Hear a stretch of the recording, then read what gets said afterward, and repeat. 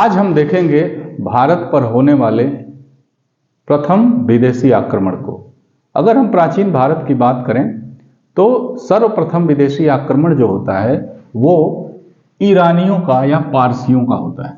ठीक है, अगर हम देखते हैं तो इस कालखंड में अगर भारत की स्थिति को देखें तो हम ये देखते हैं कि उत्तर और मध्य भारत में लगभग जो है मगध साम्राज्य अपने उत्कर्ष पे था और एक विस्तृत भूभाग पर उसने अपनी सत्ता स्थापित करके राजनीतिक एकीकरण भारत का शुरू कर दिया था।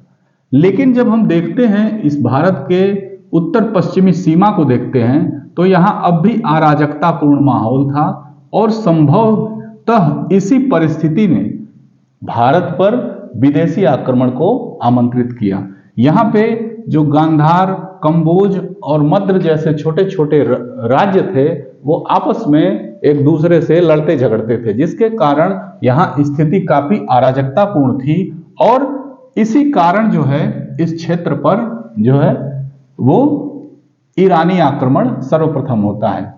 हखामनी वंश के संस्थापक जो साइरस द्वितीय था, साइरस द्वितीय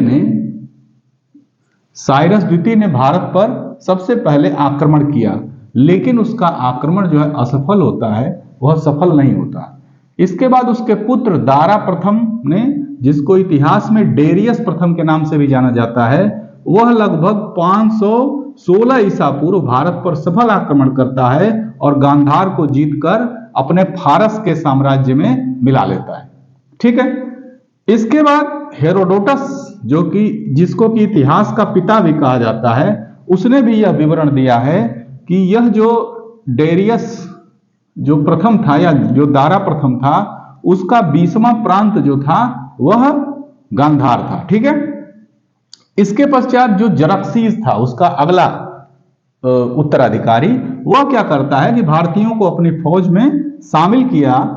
ठीक है ना, उसने भारतीय लोगों को भी अपनी फौज में शामिल किया।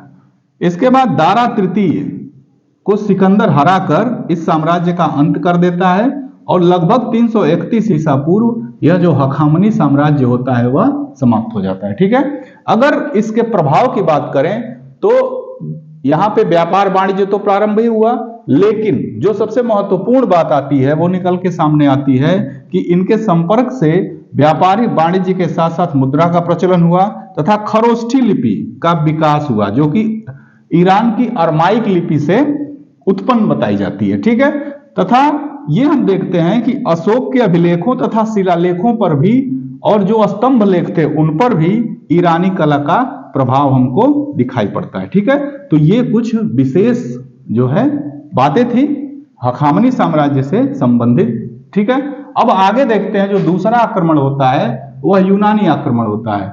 इस आक्रमण में भारत पर यूनानी आक्रमण मकदूनिया के शासक सिकंदर के द्वारा 326 ईसा पूर्व होता है। ठीक है ना, वह बैक्ट्रिया को विजित करके काबुल होता हुआ खैबर दर्रे से भारत में प्रवेश करता है। भारत में इसकी सहायता जो है तक्षशिला का शासक आम्भी, जो कि देशद्रोही भी था, उसने इसका समर्थन किया। ठीक है, लेकिन जब यह झेलम के पास के क्षेत्र में जाता है तो राजा पोरस या पुरु इसका जबरदस्त प्रतिरोध करता है। ठीक है, और उस लड़ाई को सिकंदर जीत जाता है, लेकिन उसके प्रदेश को पुनः उसको वापस सौंप देता है। ठीक है, यह लगभग सिकंदर जो है 19 महीने तक भारत में रहता है तथा भारत में 2 नगरों की स्थापना करता है, एक निकैया और दूसरा बौकेफला। ठीक है, इसके बाद 335 में अपने सेनापति फिलिप को वह जो है भारतीय सत्ता, जो उसका भारतीय क्षेत्र होता है, उसकी सत्ता को सौंप कर वापस लौट जाता है, क्योंकि उसकी सेना उसका साथ नहीं दे रही थी। और दूसरी बात यह थी कि भारत में जब वो आगे बढ़ता और ब्यास नदी को जैसे ही पार करता तो वहां भारत का सबसे शक्तिशाली मगध साम्राज्य वहां उपस्थित था और वहां जो है नंद वंश का शासन था, धनानंद उस समय शासक था। ठीक है ना, तो इस वजह से उसकी सेना जो है भयभीत हो गई और वापस लौट गया सिकंदर। हालांकि सिकंदर के बारे में इतिहासकारों ने लिखा कि सिकंदर आंधी की तरह आया और तूफान की तरह भारत से चला गया। ठीक है, उसके साथ कुछ विशेष तरह के विद्वान भी आए थे, विशेष विद्वान आए थे। कहां से? फारस, यूनान से। ठीक है, और इसमें जो है मिरियाकस और आरिस्टोब्यूलस जो है कुछ विशेष विद्वान थे जो आए थे, और इसका जो प्रभाव पड़ा, ठीक है ना, उसने इसकी छत्र प्रणाली आगे भारतीय प्रशासनिक व्यवस्था में हमको दिखाई देती है। मुद्रा निर्माण और गांधार कला जो है हमको भारतीय कला में दिखाई देती है, और मुद्रा निर्माण की प्रक्रिया भी हमको दिखाई देती है। दोस्तों, ये थी जानकारी भारत के विदेशी आक्रमणों के बारे में। इस पर विस्तृत जानकारी के लिए हमारे YouTube channel PKJ class by Rohit sir पे आइए और वहां पे विस्तृत जानकारी प्राप्त करिए। ठीक है दोस्तों, नमस्कार।